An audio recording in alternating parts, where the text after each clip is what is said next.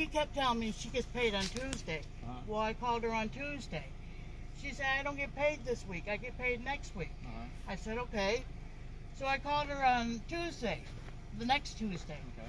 She says, I told you, quit calling me. I get paid on Tuesday. I said, it is Tuesday. She said, next Tuesday, Gail, quit calling me. So that's all this is about money she owes you? Yeah, she owes me $25.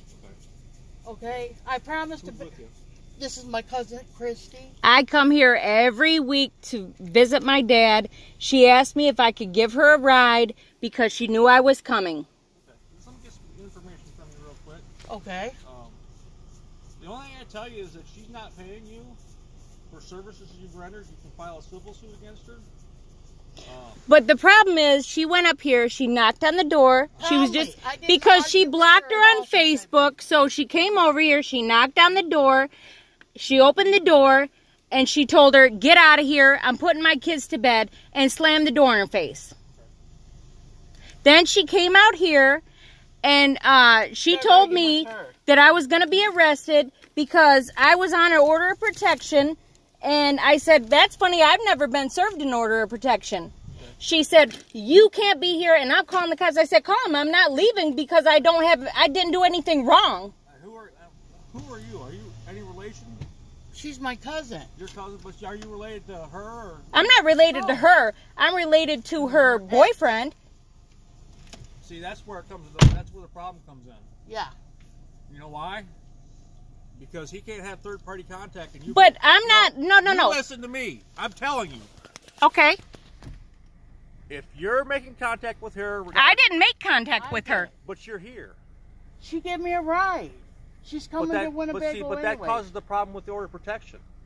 Well, she wasn't served. I'm on the order of protection. No, but a third-party contact, your name doesn't have to be listed. But was we here for John?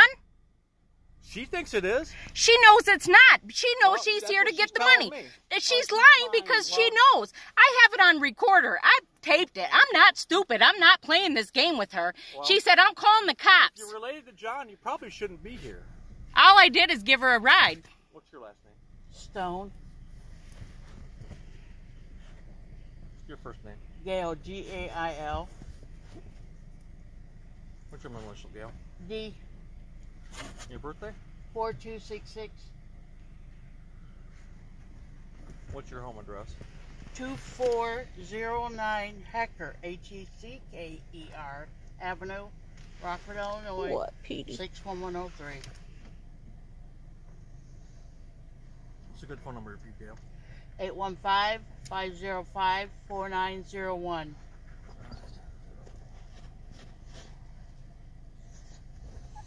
I'm sorry, miss, I didn't catch your last name? Villa. Villa, V-I-L-L-A? Yep. And your first name? Christy, K-R-I-S-T-I. Your middle initial, Christy? M. M. Your birthday? 9/4/72. And what's your home address? 605 North Greenview.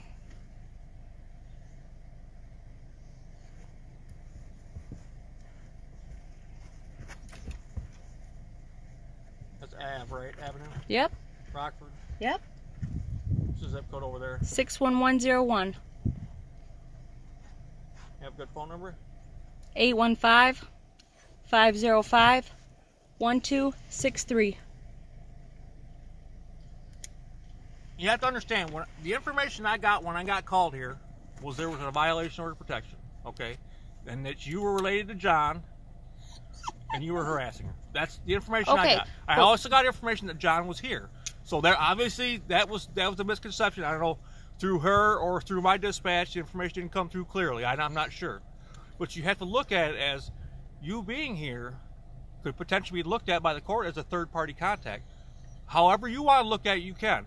I understand that, but not listed on the you need to go back and listen to the phone call then that she just had, because when she was on the phone call, she came out here to the side of my car and started threatening me. Yeah, she said I'm gonna whip her ass. Yeah, she said she was going to whip my ass. Okay. Really? And now you're scared?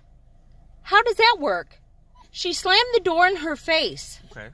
She came in, she got in the car, and I said, well, what'd she say? She said, she told me she was putting the kids to bed and to get out of here. But you have to understand, because of the OP and you being related to John, that's a factor in what's going on here. Okay, but what if I wasn't related to him? Then there's no way the OP violation could occur. Well, there's no way the OP violation occurred because we didn't come over here for John. I know, but it's the fact that you're related to him, and a third-party contact is any contact that you have with her, even if you're so why did she have my cousin babysitting her kids while she had the order of protection? I have no idea. That's not me to not for me to say. Okay, obviously you brought her here so she can collect some money that's owed to her. Right. I get that. But what she's doing is she's using the Winnebago police to act for her, and she's untouchable. That's why we investigated. I didn't do anything to her. It doesn't matter. I sat in my car. Right. But does she feel threatened by you being here? If she felt threatened, why did she walk out of her house, come around here to the window, and say she was going to whip my ass? Does she appear like maybe you're looking in on her for John? Oh, no, she did not, and the dispatcher had to tell her to go inside. I understand, we never even mentioned John. The matter of the $25 is a civil matter. They was basically in a verbal agreement that she would watch the kids and she would pay you. The fact that she didn't pay you, that's a civil matter. Okay, it's not a criminal matter. Okay, because you guys had basically a binding agreement, verbally, nothing on paper, obviously, because she would pay you so much for watching the kids. The fact that she hasn't paid you is all civil. Okay? But I don't believe she did anything criminally wrong to come over here and knock on her door and ask for the money. No, I'm not saying she did. I didn't say that was criminal. But she associated you with John because you're related to him. She should have associated my cousin with John when she was having her babysit. Well, that's what will be in my report. It will be the fact that that's... Now, you're John. How are you related to John? He's my nephew. Your nephew, okay. And he calls me Aunt Gal. Okay. See, that's part of the issue. If there's some type of family relation there... That's the issue, is that she thought she was going to get away with it. Well, that's fine. That's why we investigate. That's why we talk to both parties. You know, I need to get your side just as much as I need to get her side. I'll get the recordings, see what was said on the phone. That's fine. I don't see a problem here, but it's probably not a good idea for you to come here. Well, I just come to Winnebago every weekend to go to my dad's house, and she asked me, yes, okay. And she asked me if I would give her a ride because she knew I was coming. But in the future, I would say probably not come here because they're going to associate you with John, even if there's nothing said about John. And if she has an order of protection and she's worried about her safety, then how come every single time she leaves this house, she doesn't go down Cunningham and Elida? She goes down Swift Street. She has every right to go whatever way she wants to. Right, but if she's so scared, then I don't understand what the point is. I can't she's say scared when she's scared. I can't say what she thinks or how she thinks, so. Well. All right. Simple fact is, she's not scared. She's doing all this stuff and then lying about it because obviously she lied to you when you went in there and asked her what was going on. But obviously you can get the tape from the dispatch and listen to it because she came right around the car and told me she was going to whoop my ass. Okay. Okay. I'll get it all documented. Okay? What, Diddy? So I'm going to move my car so you guys can go. Like I said. That's why I waited, because I didn't do anything wrong. That's fine. And I'm not gonna leave like I did something wrong, because I didn't do anything wrong. I'm glad you waited. That way I can hear what you had to say. If you would have left, it made it seem odd. I'm glad you stayed. I thought maybe you would leave after I went inside, but I'm glad you stayed so I can hear what's going on. I didn't. I have no reason to. I didn't do anything wrong. But like I said, they can associate your relationship, blood relationship with John as possibly a violation. So, regardless if you had contact with her about anything or not. Okay? Yep. Come on, Petey. Actually, you should probably be able to get out. I'm going to talk to the deputy here. Thank you. Yep.